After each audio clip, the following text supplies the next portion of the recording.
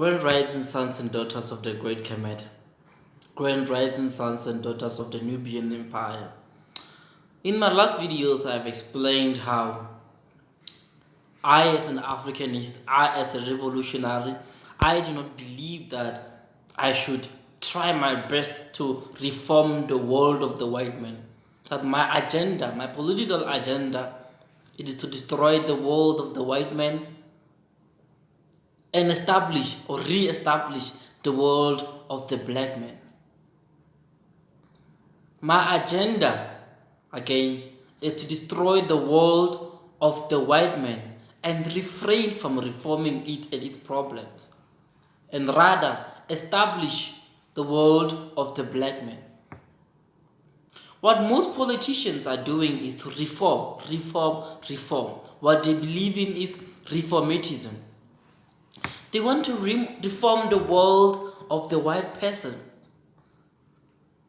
They want to make white people act good to them. They want to make white people accept them. They want to make white people decide to stop oppressing them. They want to stop Europeans from oppressing them. They want to convince Europeans to stop oppressing them. That's why most of them during the apartheid era, they wanted the white man to reform his apartheid. They want to change his mind, to make him decide instead of acting and trying to destroy this world of a white man. Yes, we are living in a world of a white person, and everything in this world, the systems and religions, are directed to enhance the white man only and not the black man. The black man finds himself opposed by the system. He finds himself not accommodated by the system. That is why in a workplace, he is seen as inferior, and he never gets to be the boss. Right? That is why most of our people, especially in Tanzania, students are graduating but they find no employment, but a white kid always find an easy way. And what are our politicians doing? Our leaders, so-called leaders, what they are trying to do is to reform the world of the white man. What they're trying to do is to try to make the world of a white man a little bit comfortable for the black man.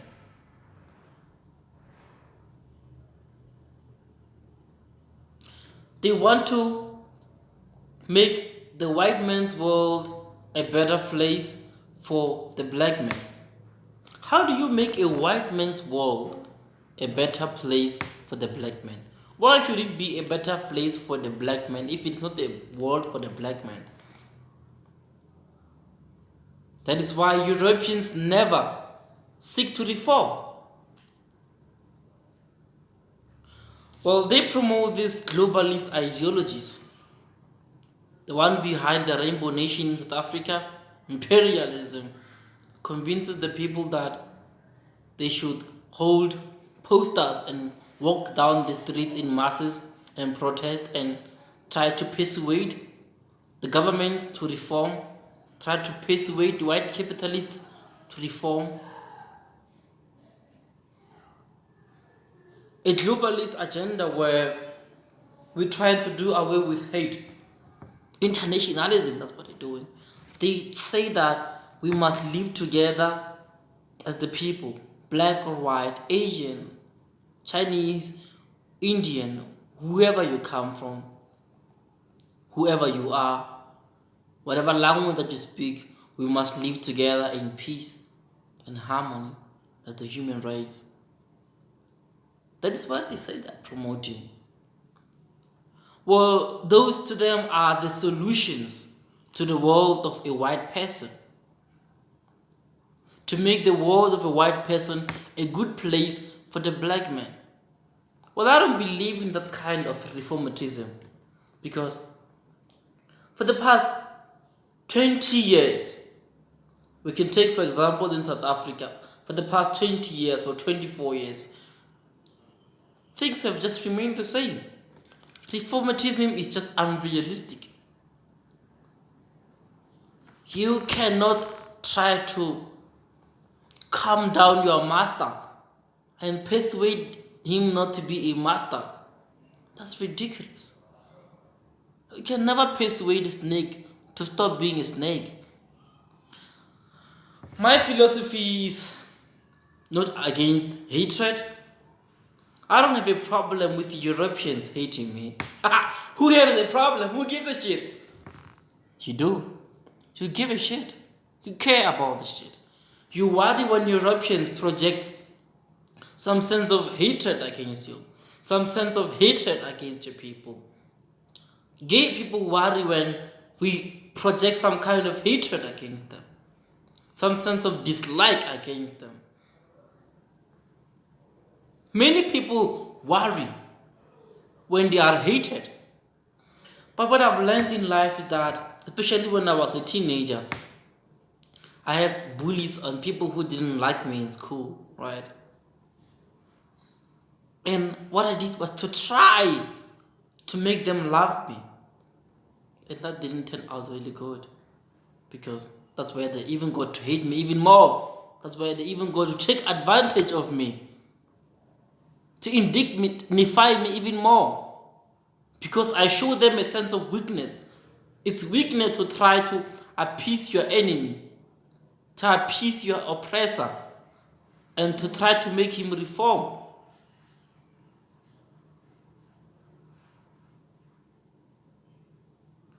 We should not try to stop people from hating us.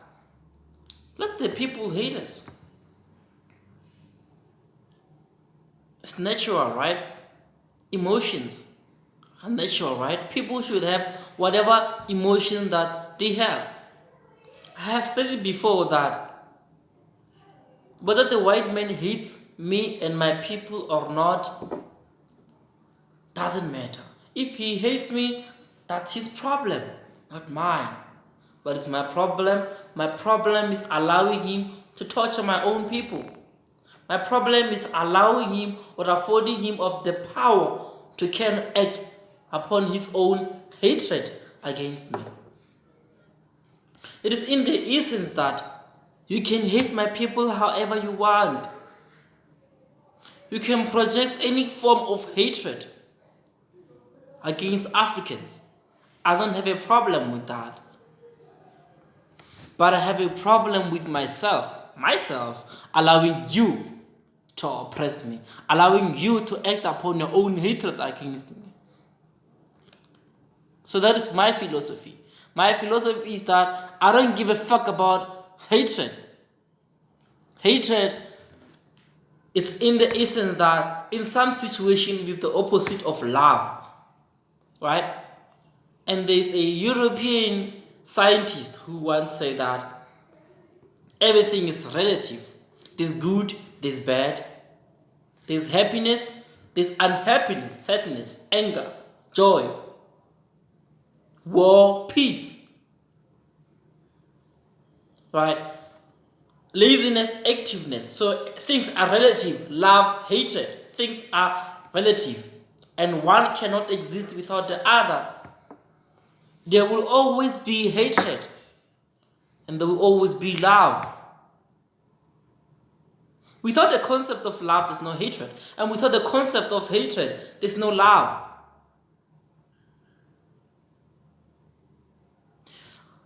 So I don't have a problem with hatred.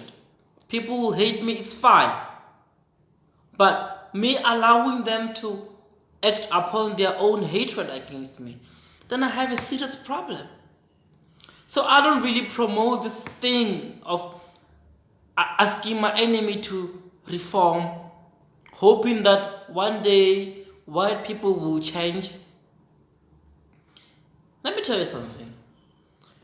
If white people could change, they would have changed long decades ago. If white people could change, they would have changed long decades ago. They have been oppressing us for more than 400 years. Think about it. More than 400 years of oppression of the black people, the people of melanin. More than 300 years of slavery, oppression, torture, colonization, deprivation of resources, mental slavery. They still exist even today. Our people are still being oppressed by the very same people that we think that they will one day change. And merely because they change the style of their oppression doesn't mean that they have stopped oppressing us. They continue to reap the fruits of our sorrows. They continue to enjoy, to become parasites. They remain parasites. They have fun out of the blood, sweat, and tears of our own people. They hate us, of which I don't have a problem with. But I have a problem with allowing them to act upon that kind of hatred. I don't believe that Europeans will one day change and get to love us. I don't even want to believe that. And I have no reason, no logical reason to believe that. I don't really believe that they will one day love us and allow us to be in power. No. They're even more scared of that. They don't want you and me to be in power because they know that once we do, hell will break loose. So they also have this mentality of wanting to keep us oppressed because they fear what we will do to them if we were free. These are the people who will never change. And we have to accept that reality. If we as black South Africans get to accept the fact, I hate calling myself a black South African. I'm an Azanian. I'm an Azanian child. But anyway, we as black South Africans must get to accept that Europeans don't give a fuck about us. They hate us. It is very dangerous to be friend with somebody who is your enemy, or to be unaware of somebody being your enemy, because by the time they strike you in your sleep. So that's bad. It is very significant for us to get to be aware of who is our enemy, identify our enemy. Our enemy is not wearing a mask. Our enemy is just in front of us, looking at us, laughing with us. That's our enemy. We just have to recognize him. So tomorrow when he says black people are stupid, we say, oh yeah, that's you, Mr. White Man. We know you. That's how you think.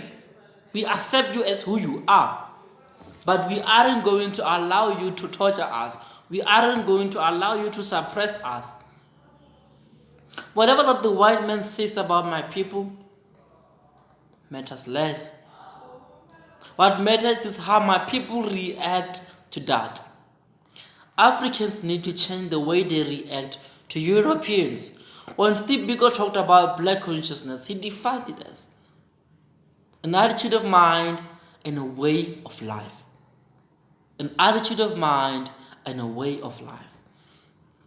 The attitude of mind of a black person must be that kind of an attitude that has no fear against the European, that has no level of endorsement or over-endorsement of the Europeans. The way of life of an African must be African, must be Pan-African, must be in such a way that is beneficial to Africa. For if such kind of a way of life and an attitude of mind falls out of the cycle of Pan-Africanism, the cycle of black nationalism, the cycle of black consciousness, we're going to end up having coons. We're going to end up having Africans who seek reformatism, who try to make Europeans reform, knowing exactly that they will never reform, and even if they could reform, we don't want their reformatism. We can live in a world of our neighbor. I'm saying that I can live in the world of my neighbor, sleep in his house at night, and I see that he is not treating me well, and still remain in his home. If the person is not treating me well, it's a clear image that the person does not want me in his world. So it's on us, you and me, to re-establish our own world as the African people. To turn the tables upside down and destroy the white man's world and establish ours. Because we need to. We don't have time. I'm talking to South African youth, those who are 18 years old, 16, 17, 20, 21. Because you guys are the hope that I have. When I talk about the new black generation, I talk about people like, especially those from 17 years of age downward, because there's a chance of me changing your mind. There's a chance of somebody changing your mind and turning you into a Pan-Africanist, turning you into a revolutionarist. Your mind is still fresh. Your mind is still new. It's like a sponge. It can be changed. You're still in a stage where you're figuring out who you are as a person and where you belong. You're in a stage where you're just new to politics. So you're the person who is easy to persuade. You are the person who, don't misunderstand. When I say you are easy to persuade, I'm not saying that in the sense that you are irrational. The thing isn't that you haven't been brainwashed. So I can argue with you, debate with you, discuss with you until you open your mind and realize that the only true cause of Africa is Pan-Africanism, black consciousness, and the only thing that matters to you and your life is Pan-Africanism. That's the only thing that matters to you. You are a soldier for Pan-Africanism. You are a revolutionary. We must have million revolutionaries.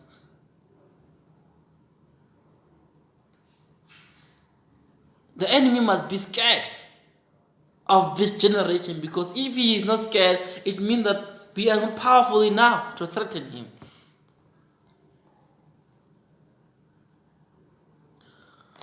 So I hope more young black South Africans to read history, real history, to follow us on Facebook and try to research more about what black consciousness is, and not was, but what is. Trying to research more about what Pan-Africanism is, and not was, but is. And try to conscientize themselves about this modern generation of Africa, or the African people. To try to relate themselves with the world, to study their enemy, and know how to defeat him. To join organizations like the Rothschild Foundation that I have founded. If you are conscious, if you are a conscious black person, especially living in South Africa, or especially living around Limpopo, closer to me, if you are really conscious and consider yourself as smart enough to have escaped the chains of psychological slavery, psychological imprisonment from the West, if you have really escaped the Western mental prisons, then please, we need you in the Rothschild Foundation. We need more people like you. People who will help us go to black communities and conscientize other Africans. Make them aware of who they are. Make them aware of their rich heritage, rich history that is being hidden from them. Make them aware of how powerful they are. Make them aware of how religion, Christianity, Islam has deceived them. Make them aware of African spirituality, the true African spirituality, and the richness that comes with it. If you're my brother or sister, you are conscious. You have no reason not to join the Rothkiller Foundation. Because we are not a political party that wants to go into parliament to be voted for. We want to be on the ground. If there's any Pan-African political party in parliament, whatever, let it do whatever it is doing, let it do its job, let it play its own part, let us come on the ground as the conscious community and get to conscientize our people. What we are doing on Facebook is good, but not enough. My Facebook account just got blocked and I'll be unable to post for 30 fucking days. I won't be able to post on Facebook for 30 fucking days. 30 days. Hey, 30 days. You know how valuable time is? Those days I could use to conscientize my people on Facebook. Mark Zuckerberg decided to block my account for 30 days. 30? No.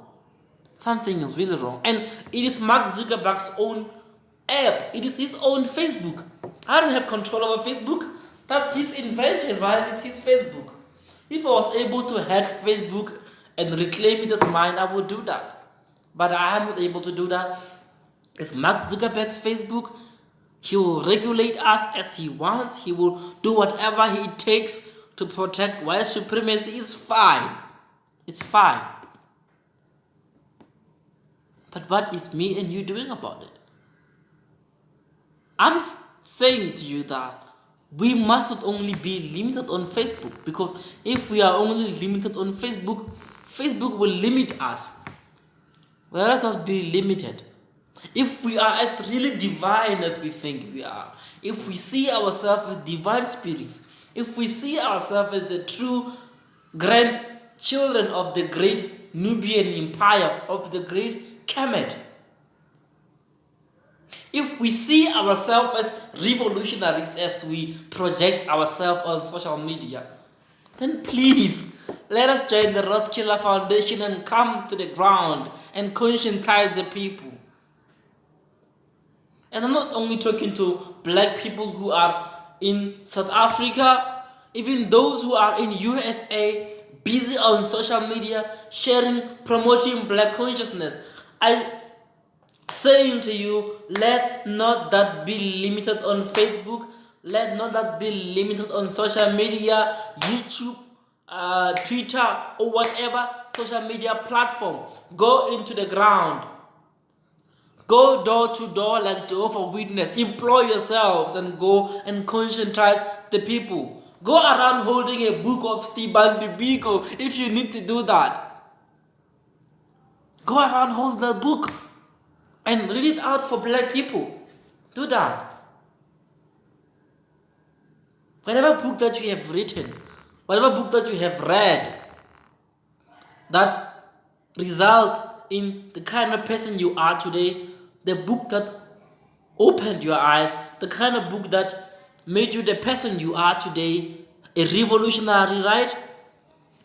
Share that very same book with another brother. Make him reach out to whatever that you have reached out to.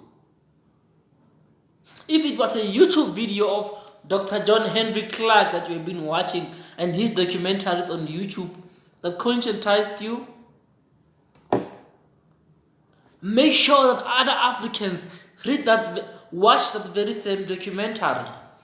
The very same documentary that you watch that end up conscientizing you, ensure that other Africans watch those very same documentaries. Go to their homes, have data bundles. Go to their homes and say, oh, today, brother, I want to share something with you, my nigga. Watch this. Fit here. Hey, mama, can you please have some time to watch a video of Dr. John Henry Clark? He talks about something very important. Oh, it's black consciousness. You see what I'm talking about? We need to be on the ground. The Jehovah's Witnesses are doing a very good job in brainwashing the masses with Christianity. They're doing it very excellent. So let's learn from our enemies. Let's learn from our enemies, the Christian enemies, and do the very same thing. Go door to door and preach black consciousness to the people. And not only be limited on Facebook. Well, I tell you that when the Rothkiller Foundation become registered finally, when we gain power finally, I will also be on the ground, and I will also be one of the people in my community that will go around door to door, of course with some help of others, that will go door to door at Elon's crowd, promoting black consciousness, holding a book of Steve Biko and reading it out to other people. Even if it means translating that very same book into African language like Spedi, English, Spedi, Zulu, Tsonga, Tswana, Swati, whatever language that they will be able to understand, let's do that. If there are books that need to be translated, if there are black conscious books, if there are history books that need to be translated in order to make the black man be able to read them, then we must do that. That's why I say we must establish the Rothkiller Foundation, because we're going to have funds that we're going to be able to use to promote such kind of translations. Most of our people find it hard to read, not because they are illiterate, but because they don't understand the language of the oppressor, but they understand reading the language of their mother. They are able to read the Bible that is written in their home language.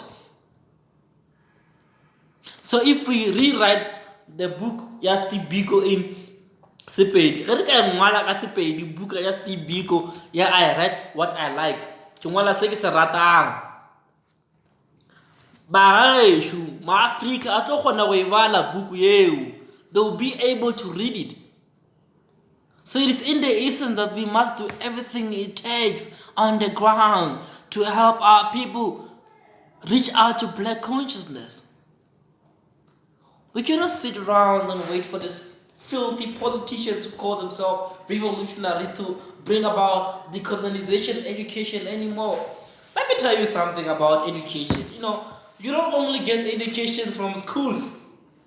Well, the kind of education system that people get in schools, it's very crucial, right? I respect it. But schools are not the only platform for education, for enlightenment. Churches are also places of learning. Did you know that? The problem is that the people are being brainwashed in those churches. They're being taught rubbish. But we can also establish our own institutions like the churches and conscientize the masses, mobilize them into Pan-Africanism, into black nationalism. We can do that, and we will do that.